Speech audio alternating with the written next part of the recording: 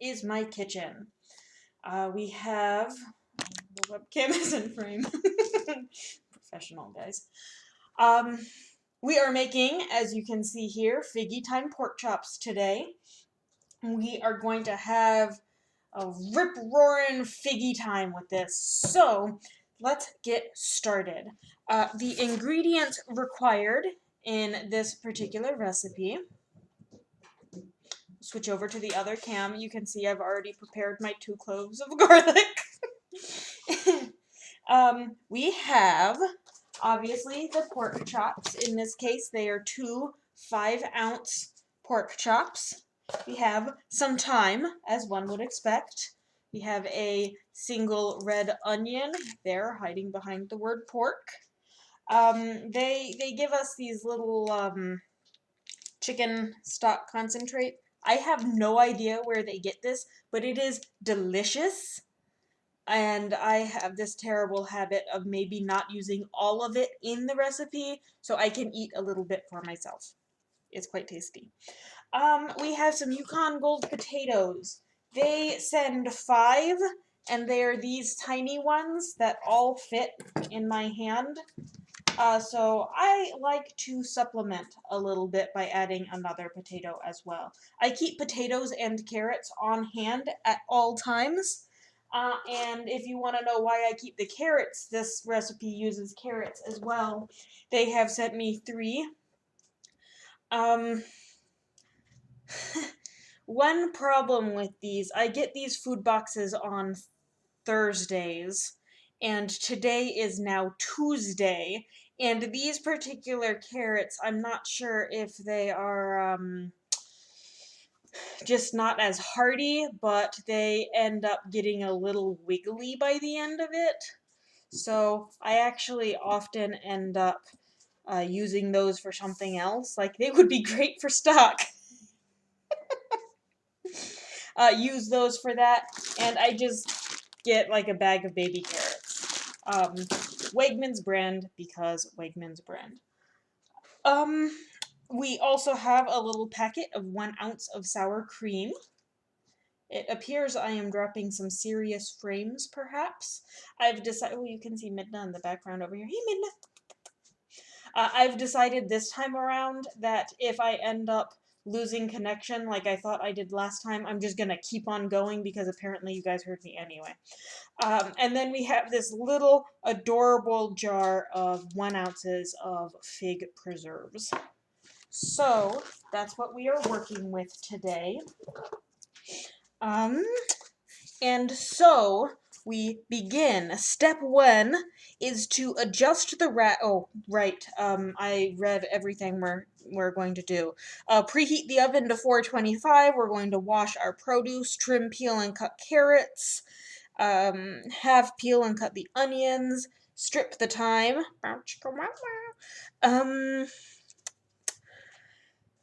Peel the garlic. And then we're going to toss the carrots, the onions on a baking sheet with some seasonings. And we're going to start roasting those. Once those are going, we're going to start on the potatoes. We're going to cut those into about 1/2-inch pieces. And we're going to be boiling them because we're making mashed potatoes with these. We're actually going to throw, they say 2 cloves of garlic in with that water. But I'm also, like, I'm going to use some of it for that, and some more of that I'm going to actually be roasting with the onions and not the carrots, because neither Dice nor I like cooked carrots. So we're going to mix things up a little bit. Do what you want with it. You can bake them all together if you want. If you're weird and you like cooked carrots, I'm kidding, that doesn't make you weird. So we are going to boil our carrots. We're going to reserve about 1/2 cup of that potato cooking liquid once we get to the end of it. While the potatoes are cooking, we're going to dry off our pork, season it, and then cook it. And then in the same pan, we're going to heat another drizzle of oil. We're going to add the stock, some water, the whole sprigs of thyme. We're not using all of those with the onions. We're going to bring that to a simmer and let it get a bit thicker. We're going to add the jam and butter, which sounds like breakfast, but it's not. We'll get rid of the thyme sprigs from there. Then we are going to mash our potatoes, add some sour cream and butter to that, mush them, add the liquid as needed. And then lastly, we're just going to slice the pork and plate it up all nice with the mashed potatoes, the roasted veggies, the unroasted veggies because of personal preference, and then the pan sauce. So that is our plan. Step 1, adjust the rack to the top position and preheat the oven to 425. So 425, here we come. We have that going. I am going to wash my potatoes. Before I do that, I'm going to peel the outermost layer off my onion here. Oh my gosh, doesn't want to peel. And by doesn't want to peel, I mean it doesn't want me to tear that off. Okay, so we'll do this the easy way. We'll cut that off first, and then peel from there. And I'm just going to take off, like, the cursory top layer. This isn't even the lowest that we're going to go on this thing, but I want to at least give it a rinse. I washed my produce before I started streaming last time. That was a good idea. Should have done that again. But I didn't, and I learned my lesson, and I don't want to just not wash my produce. Partially because, you know, potatoes grow in the dirt and stuff. But also because we're in the middle of a pandemic, and I do not trust unwashed produce at the moment. I might just be being paranoid, but better safe than sorry, right? Okay, so what I like to do, I'm going to set these aside for now. What I like to do is use my cutting board as a little conveyance system while I carry it over and wash them. This isn't going to be very exciting to watch because I'm not moving the camera for it. So, you know, here's my backside. Admire the weight that I put on during the pandemic. That's not true. I put on the weight before the pandemic started.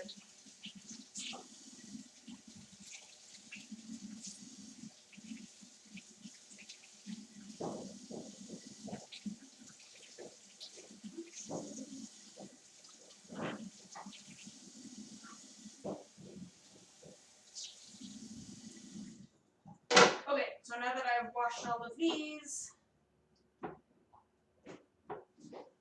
and rinsed off my cutting board to get rid of some of the weird little onion papers, let's begin again. So step 1 is cutting the carrots, which,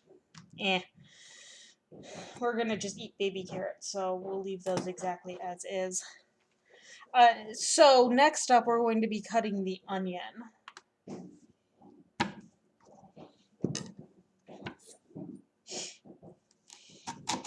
So have it, peel it.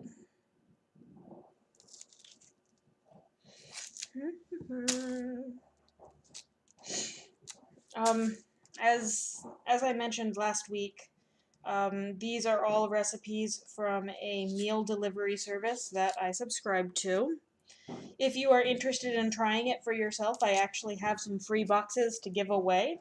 So let me know if you want to try one. And we can absolutely do that for you. We are cutting these onions into 1/2-inch thick wedges. So I'm going to just kind of gauge it here. And we'll get about 6 per. That's nice and even. So we have these. Let's go down the middle again. I don't know why I like doing that. It's probably not the best option, but I like doing it. Look, I'm holding my knife properly today, guys. Still not doing the claw. Not physically capable of doing the claw. But, you know, we're trying to improve. One step at a time, right? Okay, so these are going to get thrown on a baking sheet. I like to line my baking sheet with foil.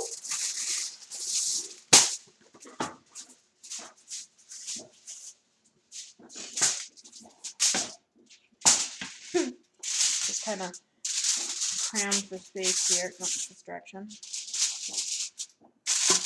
I did not give myself a lot of wiggle room, but that's okay. Alright. So I'm going to go ahead and throw my onions. Oh, I don't want to show you that. Throw my onions on there now. And I'm going to keep them relatively wedged like that. I'm not going to try very hard to break them up, because I kind of want them to stay together in these big chunky pieces. Okay, so there's that so far. Oh, don't catch your knife if you drop it like that. That was a terrible idea. But it ended up working out. But I will have approximately 1 million adrenaline going through me for the remainder of this stream, as I almost just cut my hand off and then stabbed myself in the stomach. So, we are going to keep a bunch of this. So, I don't know. I'm just going to guess. I don't know how much thyme leaves will equal the 1 teaspoon that I need. So I'm just gonna kind of, it's difficult at the end there. Fresh thyme smells very nice, guys.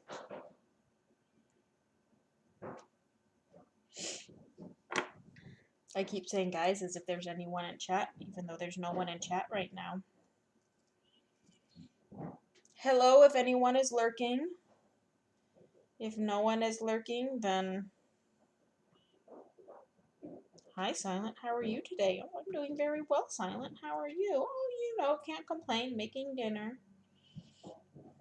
It's a lovely spring day.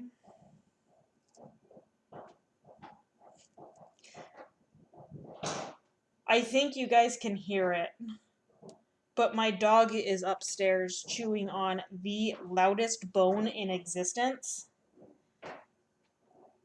I don't know that it's actually the bone itself that's loud or our hardwood floors, but either way, if you hear some really loud rattling, that's what it is.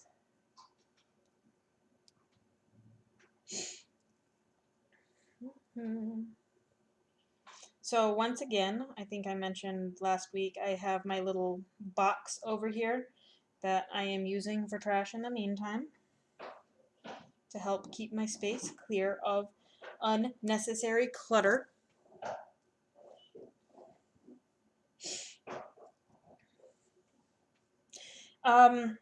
Also, speaking of last week, I made those pork and pineapple tacos because they are a new favorite of mine. This recipe is brand new to me. I've never made this one before, so I can't actually vouch for it, but I haven't been disappointed by any of these recipes so far, so I'm not worried.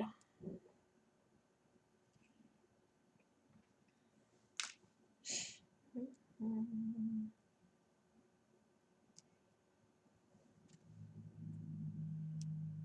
my gosh. I am going to guess that this is at least a teaspoon. So I'm going to use my knife. What I like to do when cutting herbs, it's a little bit harder to do for the just the tiny leaves like this, but I like to bunch them up as much as possible. And like if they're tight, then it's a little easier, but that doesn't last for long, because once you get to about here, then you can't do that anymore. So I'm just going to put pressure on the end of my knife here and go back and forth cutting like this. You can hear some of them cutting, but I don't know how many of them are actually cutting. But you can hear it. Well, I can hear it. I'm watching the little mic meter. It looks like it's picking it up. Okay. So I'm not going to do the most spectacular job cutting that up. But it works. Okay. So I'm going to push that over to the side. Next up is peeling garlic. The recipe calls for 2 cloves, so I have kept 2 cloves unpeeled so we can peel them together. Quick reminder from last week, a good way to easy peel is to just press down with your knife, give it a little bit of a smoosh, and then it peels pretty easy. I'm not sure I gave this one enough of a smoosh, but it's kind of playing nice anyway. Kind of. Put down my massive knife while I do this. Here we go. And then for this one, that one's smooshed. And then, like magic, it just comes off. I'm going to cut off the little roots. And just like that, you have 2 cloves of garlic peeled. We don't have to cut them or anything, so yay raw. My favorite kind of recipe.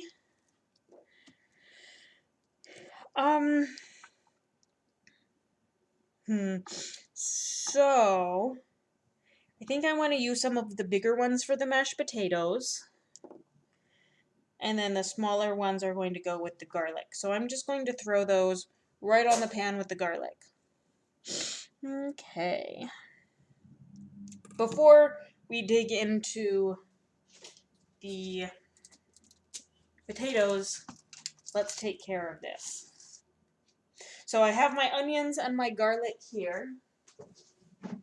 I'm going to give this a pretty healthy drizzle. Maybe not that healthy. I am going to add my chopped thyme. Here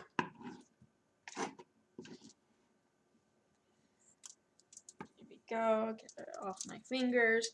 I am going to add salt and freshly ground pepper.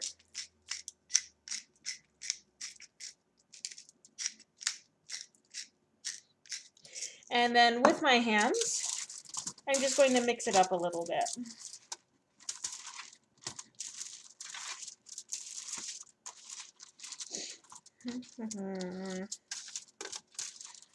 Okay, so those are kind of generally coated. Some of the onions have broken up a little, but that's okay. It's going to add some variety and different textures and stuff. Now I have salt, pepper, and thyme on my hands. I have too much time on my hands, guys. So, what I like to do is get a little preview of what this is going to taste like.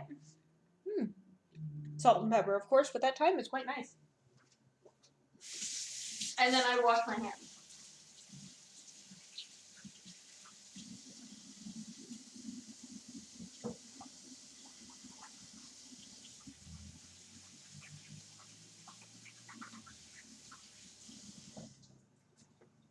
Okay, so with that taken care of, it's a little early. My oven isn't quite preheated yet. They were expecting me to waste a whole bunch of time cutting carrots too, which I didn't do because I'm efficient.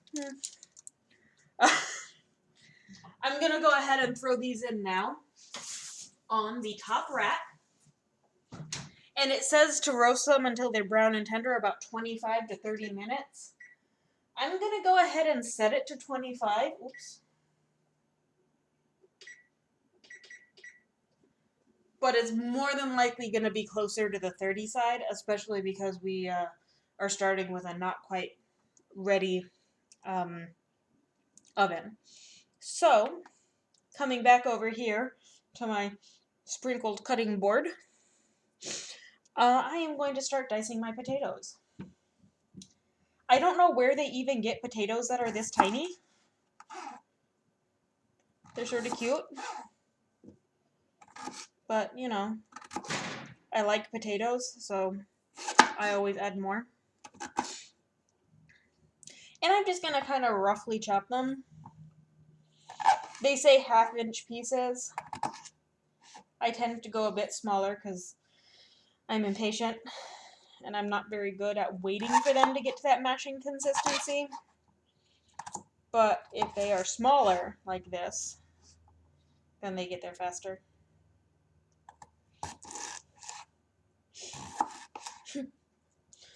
Oh my gosh. I don't know why I'm doing this so awkwardly. You can't see anything. That's cool. I think I said something before about switching sides for this camera for this part. Maybe I could try.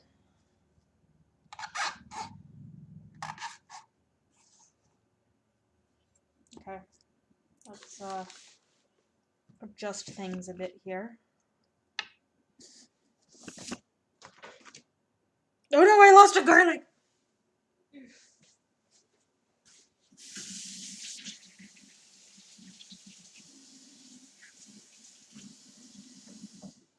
Better pick that up before one of the dogs gets it, because garlic's not good for dogs. Alright, now let's see if I can bring this around. Whoop. I can get tangled with my knife. There we go. There we go. Super awkward. Oh man, it's gonna be a better angle for you guys to see. But now I have to try to figure out how to not hit this with my elbow every time I cut something. We'll be fine. Okay. Oh, that wasn't too far off. It was only in there about 2 minutes or so when the oven finally reached preheated. That's not bad.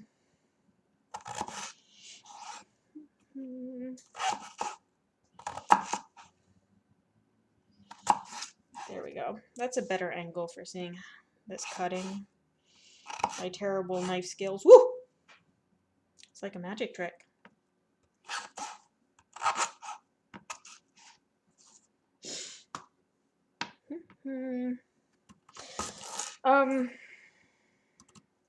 Yeah. So, Figgy pork chops. I haven't had this with the fig before, as I said, but I have had like pork chops with apricot, and that turned out pretty good. I feel like even if you don't do this with exactly figs, it's you know, still a formula that you can follow. Meat with some kind of jam, like you could also do pork with apricot. You could do like cranberry with chicken. You could do lamb with peach. I don't know. I don't actually know how lamb with peach would be. That was kind of a shout out to a weird dream that I had last night where I made a lamb and peach cake. I don't recommend that. And now we have our big one. A little bit harder to cut. I'm going to try real hard to not lose a finger on stream.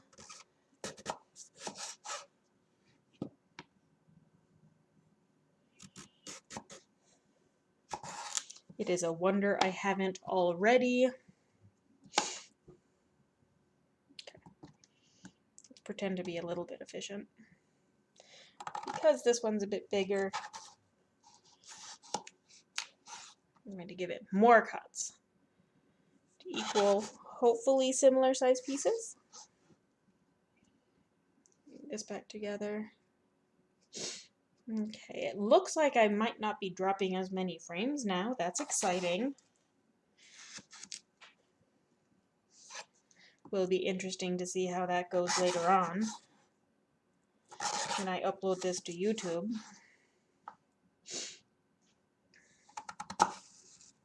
I don't think my laptop has the power to simultaneously stream and record this, so I'm just going to upload the stream itself when that happens.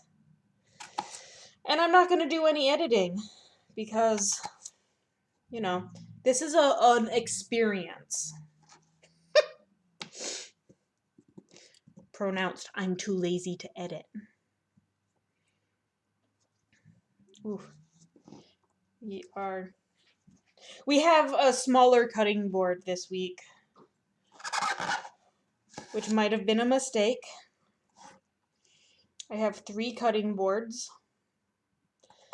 This one is my smallest, and it does alright, you know, for some things. But every now and then, you just need like a big honkin' cutting board. Maybe not honking, that might be distracting.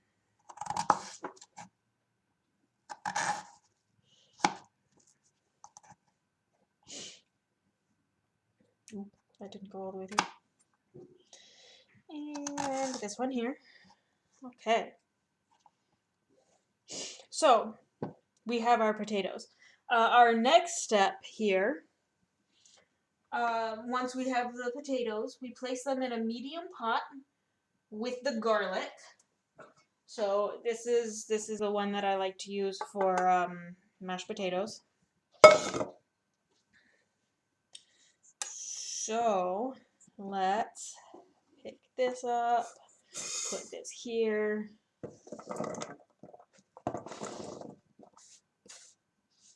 Oh, I'm gonna need about half a cup of milk too. We have a little bit of thyme in with our potatoes. That's fine. It's fine. A little seasoning. A little seasoning never hurt anyone. Just like in Jumanji, a lot can kill you. Okay, so I am going to go get some water on this.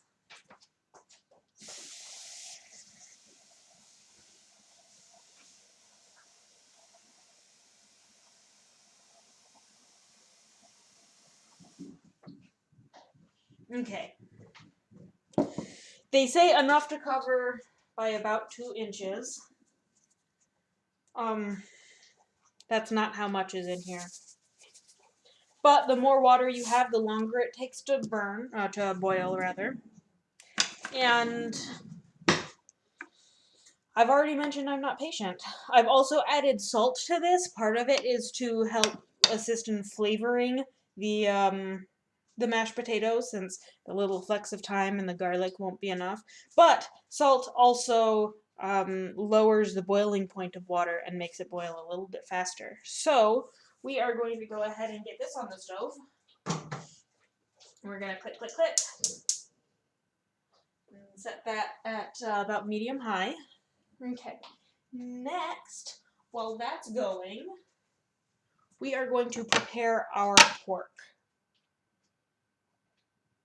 Where did I put the pork?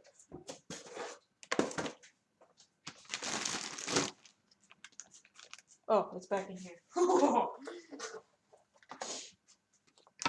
Okay, so we are finished cutting for now. We're finished cutting. So I am going to use my big honkin' knife. Why is honking my adjective of the day? I'm sorry. We're going to use my big knife. We are going to cut my pork open. And I'm going to bring it over to the sink to drain some of the immediate juices.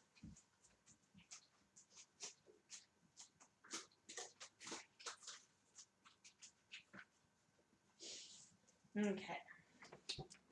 Juices largely drained.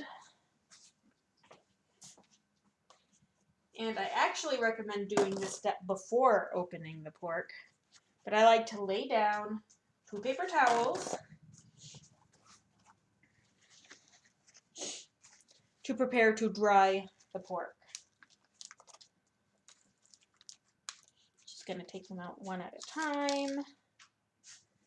That's a pretty good size. Like 5 ounces doesn't sound like a lot, but this is a pretty decently sized piece of pork. And sure, it will cut down a bit, or cook down a bit. However,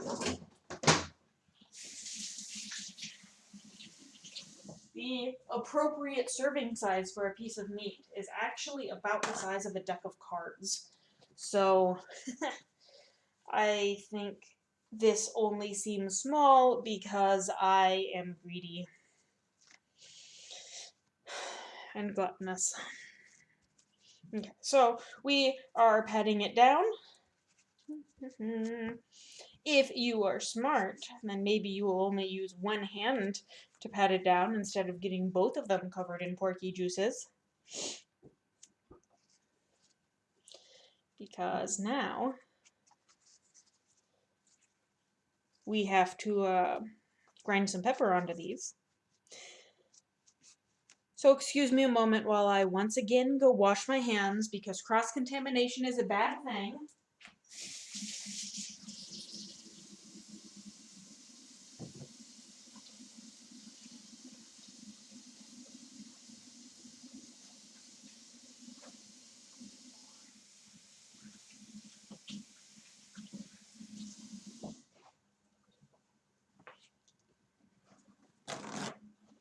Okay. So, now that we have this, we've pat them dry, we're going to season with salt and pepper. Salt and pepper. One of these days I might actually get a bowl of kosher salt and I'll use that to salt instead.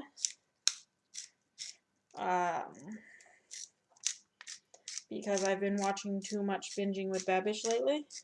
But I am not at that point yet.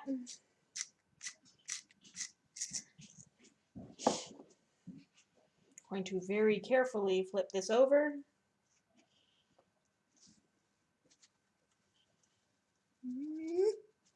Come on. Let go. Okay. And then salt and pepper again.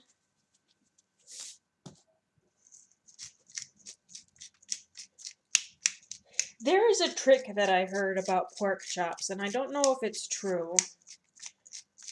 But they say that if you cut some slits, my knife back. If you cut some slits around the outside of it, then it won't,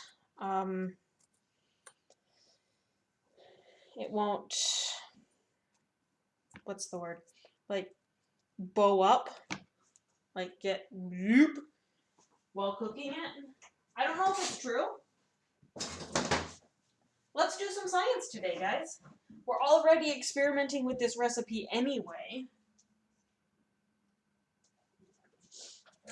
Let's also test this food hack. Oh, jeez.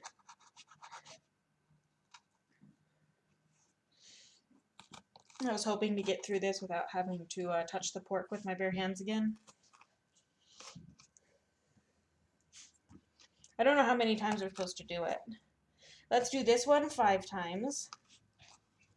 And this one, I'll do only 3.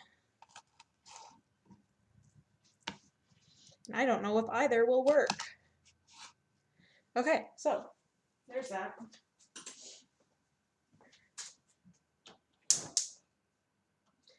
I am going to get a pan started with a drizzle of oil. We're done with this. Let's bring this over here. Uh-oh, what am I caught on?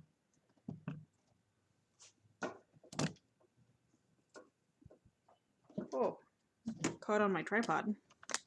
There we go. That was a fun little dizzy exploration of my kitchen. Okay, so we have my potatoes on the back burner over here, and then this is where we're going to do the pork. I've already gotten this heating. It is on its way, but it's not ready yet. I will take this opportunity to clean up my workspace a little bit. Move these carrots out of here. All right.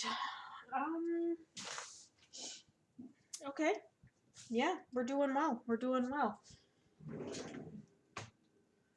I will get myself a spatula for flipping purposes. And a potato masher for mashing purposes. I am very fortunate to have very deep kitchen drawers, so I've never gotten stuck on the potato masher. Which I feel like is a sign of a pretty decently designed kitchen. Okay, what are we doing? Ooh, yep.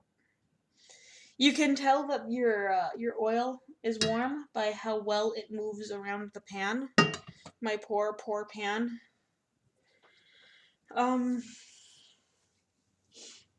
It's getting there, but it's not quite ready. We've got some steam coming off of our potatoes, which is good. We have 8 minutes left on our onions and our garlic. So what I might end up doing, because according to this, we have another 8 to 12 minutes cooking the pork. And get some water ready. And then we have another 4 minutes or so cooking the sauce. And I guess while the sauce is cooking, I can mash the potatoes. We're just going to try to be as efficient as we can here, guys. But my point is, we have a lot more than the now 7 minutes required. Okay. So half a cup, quarter cup.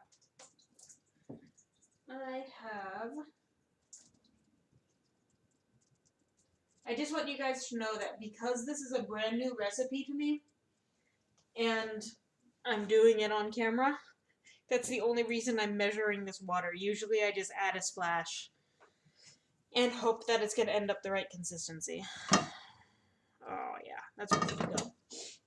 Okay, now let's try our little sliced pork experiments here.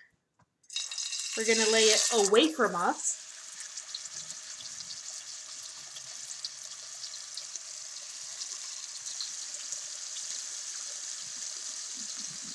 And wash our hands. I'm only assuming you can hear me over the sizzle of the pork.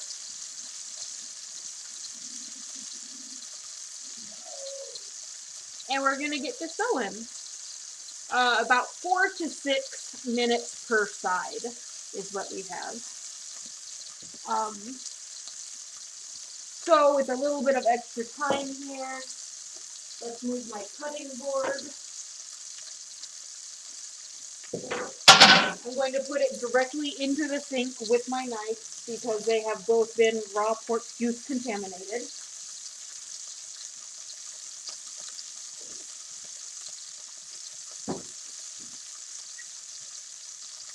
And since I have a little bit of time, I'm going to giggle every time I say that while making this.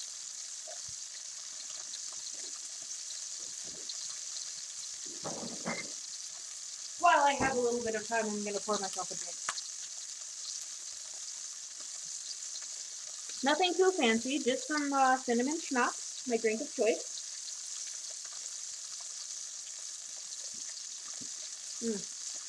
Delicious.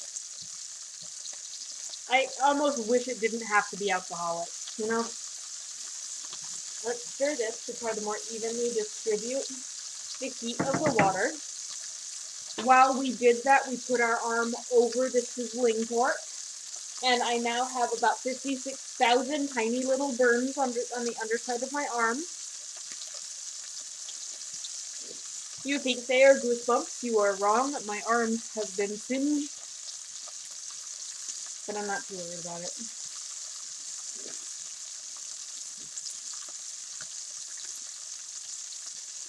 I'm gonna go ahead and get some plates out.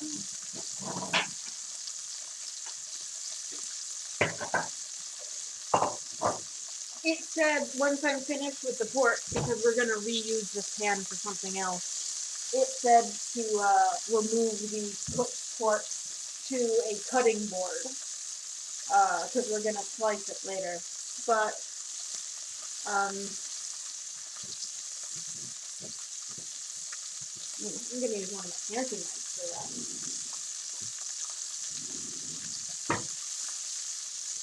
that. But you know, my cutting board has been soiled by raw pork juice, and I don't want to put cooked pork on top of that and just make things terrible all over again. So we are going to be putting them directly onto a plate, and we will be cutting them on the plate.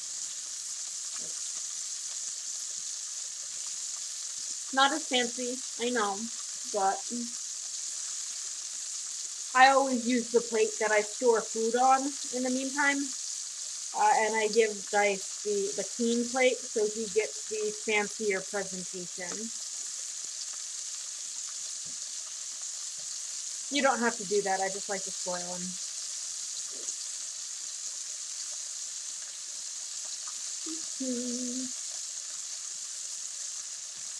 So we have another couple minutes or so on these. Our potatoes aren't even boiling yet, FYI. Like, I don't understand why this recipe told me to start with the veggies. So maybe I will edit this video, and I'll throw in something like a little text thing when I put the veggies in. Start with the potatoes instead. Or maybe not. I don't know. How are they looking? Oh, actually, they're looking pretty close to done. I'm going to cheat it a bit. I'm going to turn off the oven. So they stay in there, they remain warm. They're still going to cook a little bit while in there with the residual heat, but they won't end up getting overdone.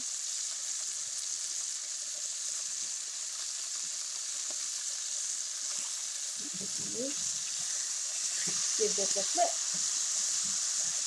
And this a flip.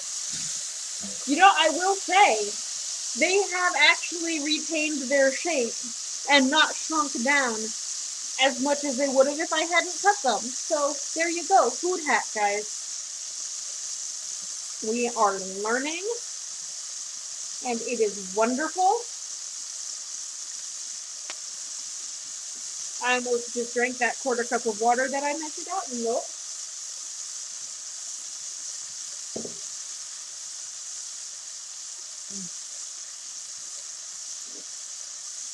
Oh, I could up this too.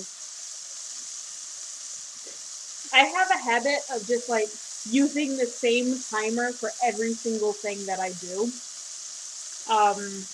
So like I started the timer for the veggies, and then I used that timer. It's not going to beep when it's time to flip the pork, but you know, I can still keep an eye on it. And now I've just increased it by another few minutes to where we need to be for the pork. And it probably will be for this time, unless I come up with something else that I need to change it for.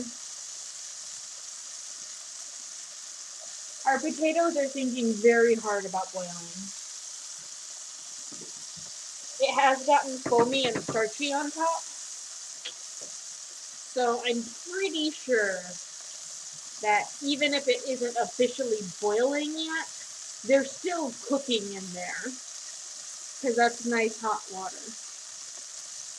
It's still going to take 15 minutes of actual boiling, but because pork tender is a very specific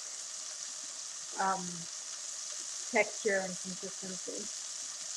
Have you guys ever put whole cloves of garlic in your mashed potatoes like this? I never did until I started using this this meal kit, and I'm really pleased with how it turns out. They're nice garlicky mashed potatoes.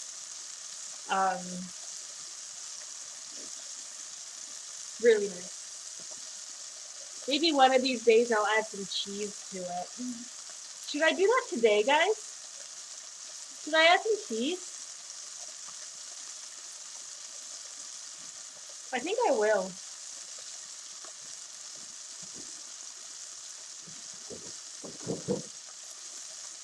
One of my favorite things about cooking, other than the eating it later, is that you get to like mix and match and do the things that you want to do.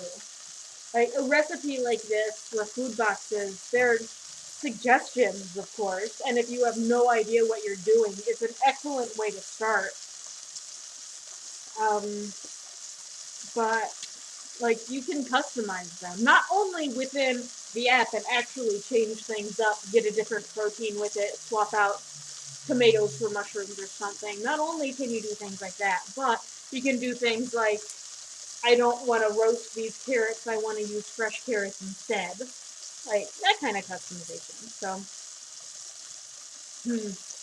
So if you see here, this pork chop is curling a little bit. So I think what we learned is that having more cuts like this one, like the 3 on one side, 2 on the other, is going to get you a flatter pork chop than 2 on one side and 1 on the other.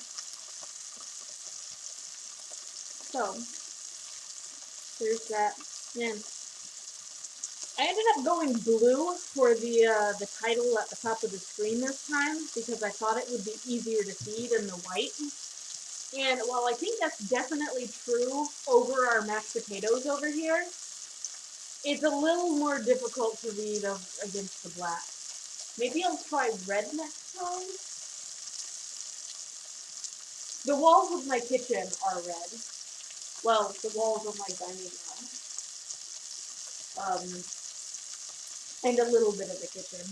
But most of it is this tiled backsplash. So I don't think it's going to be too bad. I'll try that next time. Okay. My timer has 10 seconds. I'm just going to turn it off. I'm going to take these out.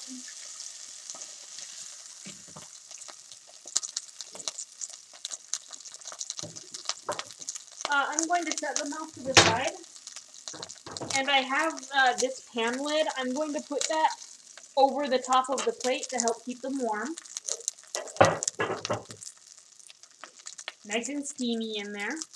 And then I'm going to use the same pan.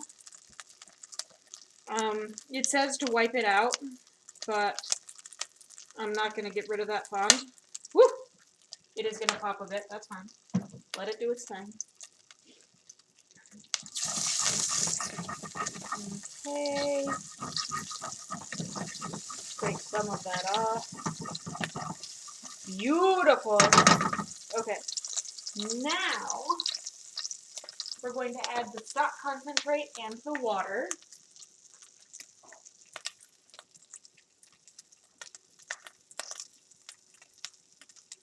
I'm going to turn it down a little bit too.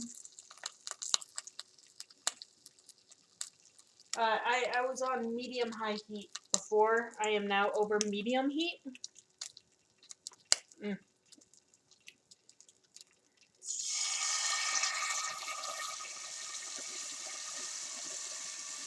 So it may not be winning any beauty contests, this chicken stock concentrate, but I don't care. It's delicious.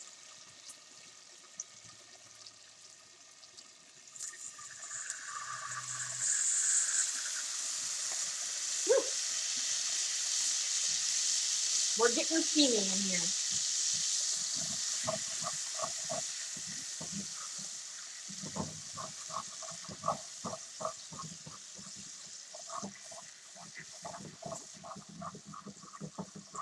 All right. So we have that going. We're adding our thyme sprigs.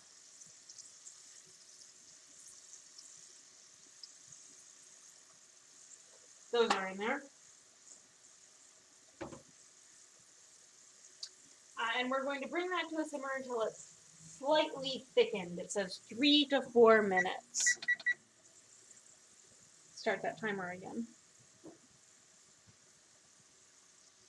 Mix that around just a little bit so we have more of this thyme actually in the sauce. There we go. Get some of those nice flavors mingling together. And then once this goes for 3 to 4 minutes and it's hopefully thickened up a bit, then we will add about a tablespoon of butter.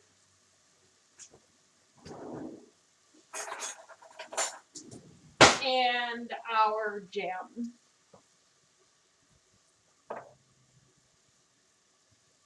Some really cool patterns of steam going on. Makes me happy. This, however, is just a white mess. You can't see anything cool going on in there. Maybe I'll use my other smaller saucepan next time. Just so you guys can see the cool steam coming off of that. But, good news! Those potatoes are finally boiling. You can't tell, because they're completely washed out. But, I assure you, they are boiling. Gotta keep an eye on my little sauce here. Here.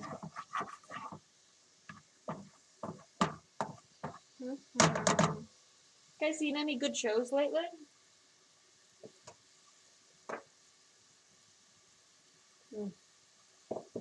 I recently watched the movie Synchronic with Dice. It's a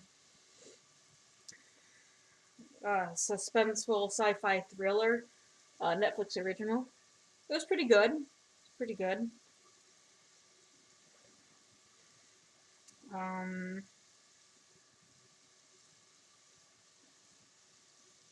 We finished watching The Order.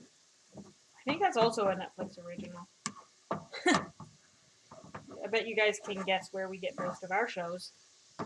All of our shows. We don't have cable or anything.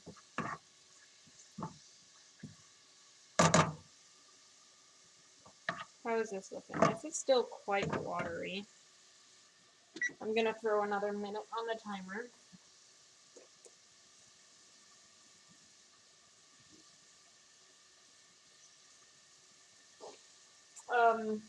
So yeah, 3 to 4 minutes. We're looking at 4 minutes for this one. And I measured the water too, so it's not my fault. That's usually what happens to me. I'm like, oh gosh, is this not thickening in 3 minutes because I was supposed to put less water in here?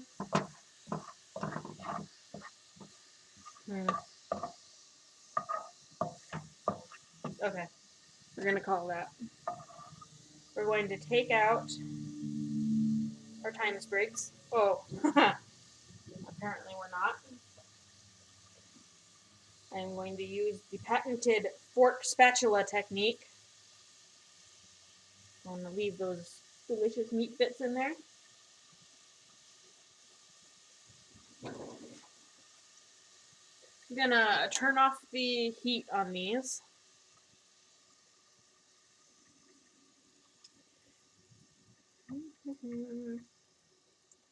I don't think last week's recipe used any butter at all. So that means now I have the opportunity to tell you about the butter that I use. I use Smart Balance. It is, it's dairy-free, if that's of interest to you.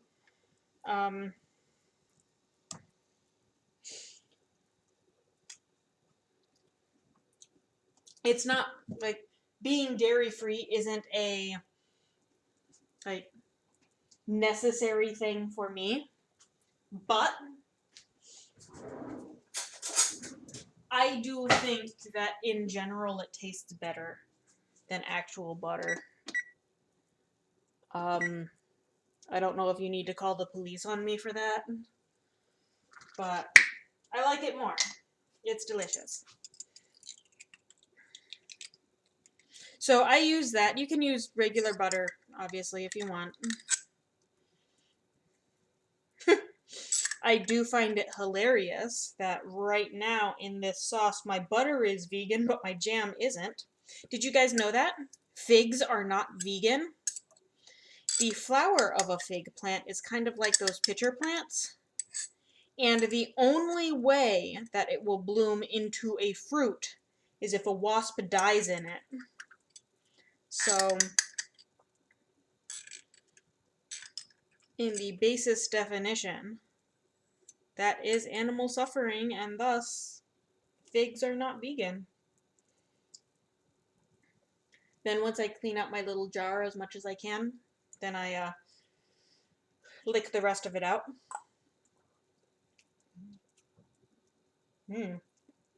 Turns out this fig jam is pretty good. Gonna make a nice sweet meat. I like a little sweetness with meat. We're going to smoosh it and break it up a little bit, and then stir.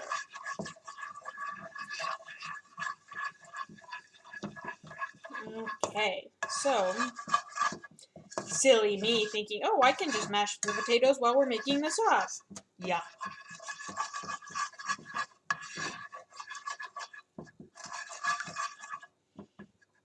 Try to break up these pieces in here. You don't have to do a perfect job of that. You can say it's on purpose and call it rustic and say, you know, I like a little bit more texture, some variety, things like that. And saying things like that is a great way to make it sound like you know what you're doing, and that the laziness of not going through and mixing up or cutting up every single one of these pieces. It isn't just laziness, it was by design. It makes variety and stuff. So our sauce is done. Our potatoes are likely not. They haven't been boiling very long. And just to demonstrate, I'm going to take one out. Oh, actually, that mooshed surprisingly well. So they probably had enough time in their hot water that I don't need to give them another full 9 minutes. Let's cut that down to like 5 minutes. Yeah, that'll be good. Which means we have another 5 minutes or so. And nothing left to do, so pour us another drink. I should say these drinks that I'm pouring myself are very small.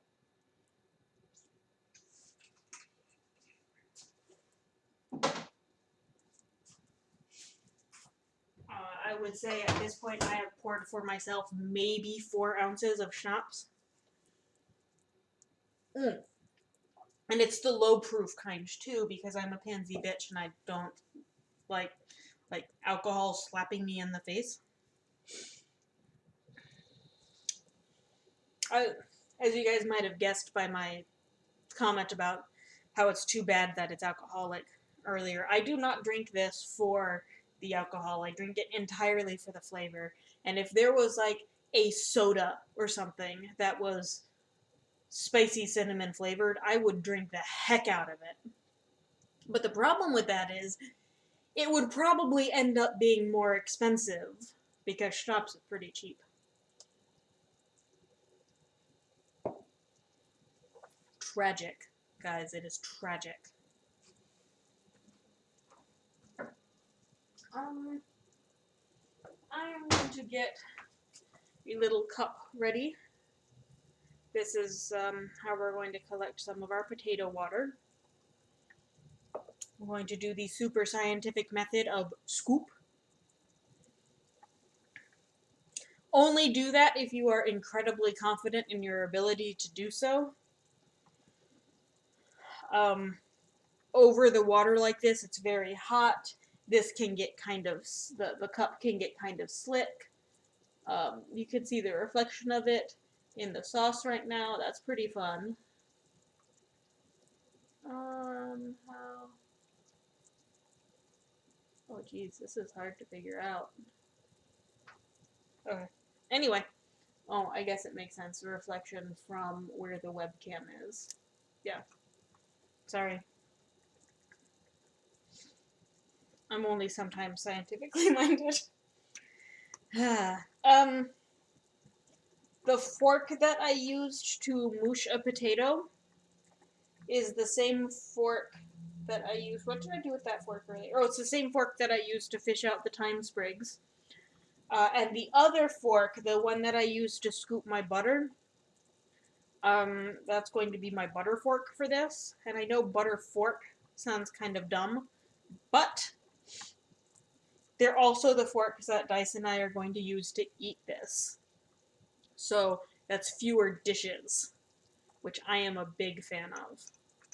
It doesn't make as much of a difference now that I have a dishwasher. And it works pretty well, actually. But, I mean, if we can avoid having to wash another fork, like if I used separate forks for every single thing that I do, we might end up running out of forks before we run out of space in the dishwasher. And then we have to run a not full dishwasher, and that's, you know, that's inefficient.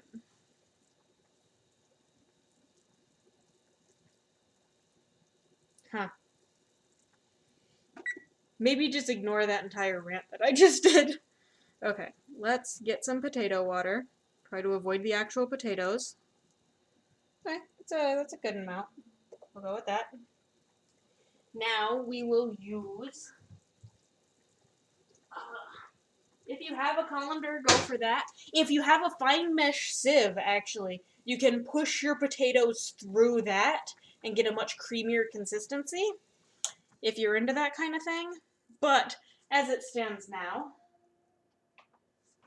yep, there we go. I am going to use this. It's, the lid of a really cool pasta pan that I have. And I'm going to turn on my water and just drain it out.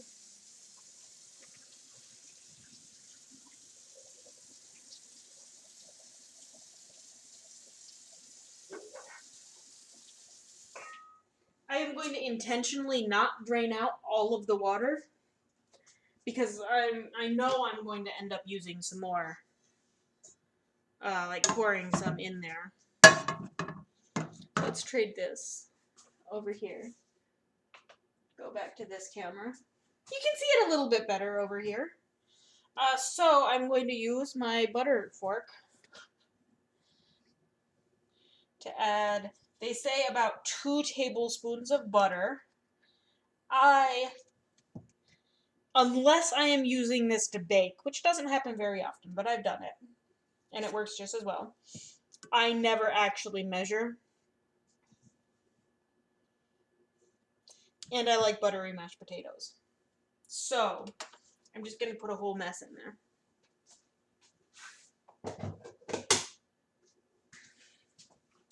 I know it is better to actually add heated butter to mashed potatoes, but if I were going to heat this, then I would have to get another dish dirty. And you know how I feel about that. So this is a lesson in cooking and avoiding more dishes. So I'm going to give that a very cursory mash. I am going to add my sour cream.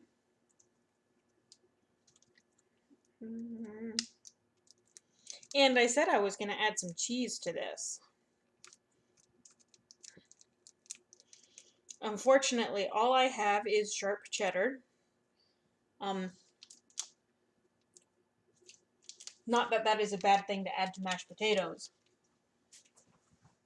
But the pre-shredded stuff is notoriously more difficult to melt. And sharp cheddar is definitely not that easy on its own. If you'd like a good meltiness, then like mozzarella is an excellent choice. But we'll eventually get there with the cheddar. And it's got a great flavor.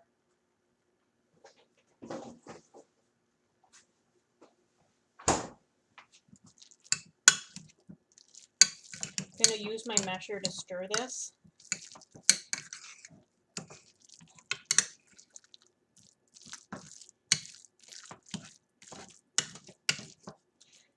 And then get back to doing some mashing.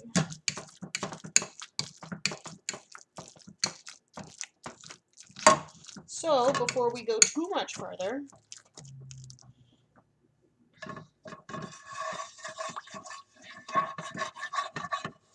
that sauce is still okay. Let's give this a taste.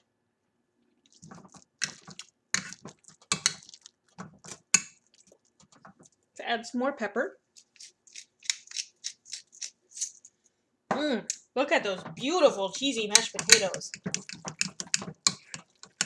I hope you guys don't mind that I didn't measure the cheese that I put in here at all. Because I feel like cheese, like garlic, are luxuries that should not be measured. Alright, looks like we didn't need to add any extra starchy water after all.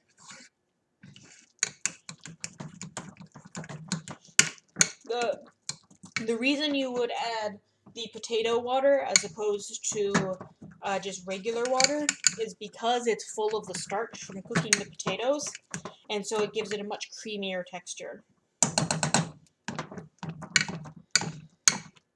I like lumpy mashed potatoes, which is once again an excuse that I have told myself because I don't want to break out my mesh sieve and make this messier. So we are going to come back over here, and it is time to cut our pork. Close that and scooch this over so you don't see as much of my messy floor. And now I'm going to cut this on the bias, that is at an angle. Once again, facing away from the camera.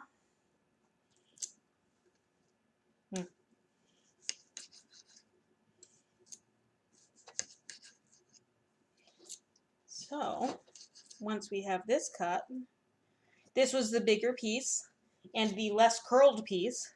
So, once again, this is the one that Dice gets.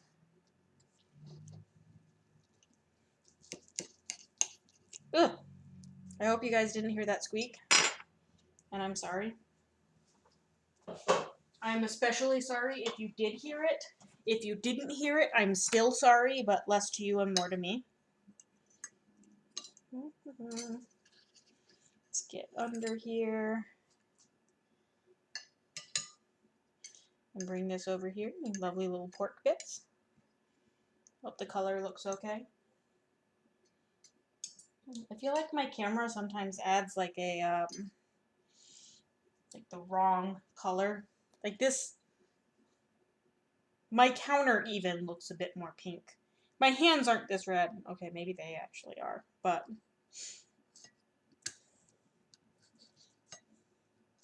there's a good color to the pork, is what I'm getting at.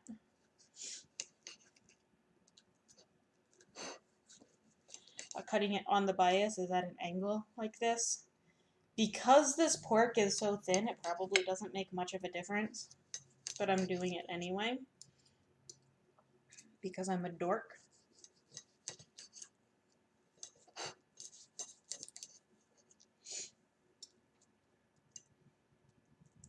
Cut that little extra bit off. Give it a test. Oh, God, I bet you guys heard that one. I'm sorry. Let's get that knife away from the plate. Making bad things happen. Okay, so we have our pork plated up. That little bit that I just tasted was delicious. we are going to get out our onions and our garlic. Where did I put my little spatula? Oh, right. This is what these look like. Some nice little crispy char bits. But overall, some like nice cooked onions here. Kind of like how these turned out. I'm a little excited to try it with the whole garlic too. That wasn't part of the recipe. Again, I improvised. Okay, so you have some onions. Oh, that's a lot more onions on one side than the other. There we go.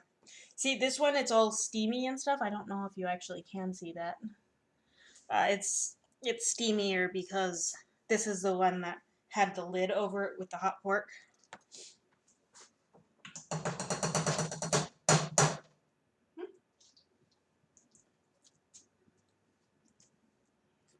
Lick the masher clean. It is still quite scalding, so do so at your own risk.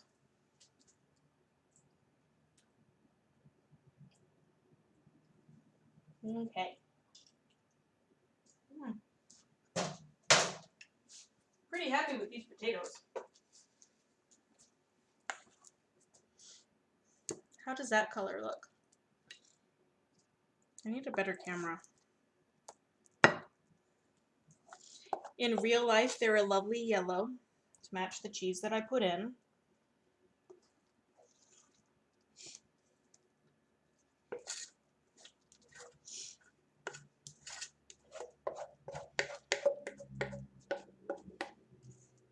So the good thing to do would be putting some carrots on this plate so we have that nice bright splash of orange in addition to the other colors of our dish, the red of the onions, the yellow of these potatoes.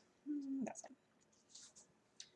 But we're kind of running out of real estate on the plate, so I'm just going to take the bag up in a beautiful display of plating showmanship. And there we go. There are our meals. Oh, wait, nope, we're not done. We need our pan sauce. I almost forgot our pan sauce. You know, the figgy part. I guess there's the thyme in the sauce, too, so... Yeah. Our figgy pork chops were almost... Figgy thyme pork chops were almost just pork chops.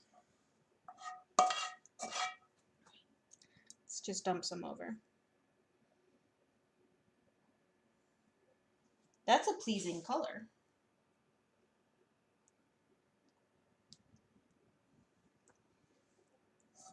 A large part of eating is also seeing and smelling. Like those amazing garlic potatoes. So, this is what we have. Let's take a look. My favorite part. So, let's start with a bit of the onions. I'm going to grab a garlic too. Just roasted garlic on its own is really good. And this is really good too. Make sure you chew it properly.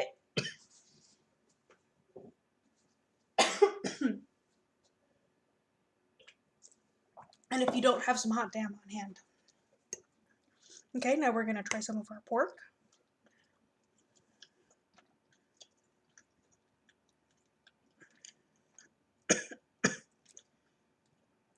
Try to get plenty of sauce on there. Maybe one of these chunks.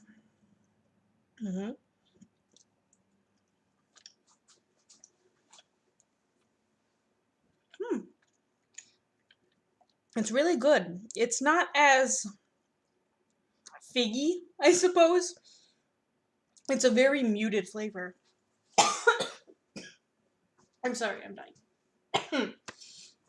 It's a very muted flavor, but it's still good. And now our potatoes. Mmm. Mmm. Those are amazing. I highly recommend boiling some whole cloves of garlic in with your potatoes and mashing it all together. Really good.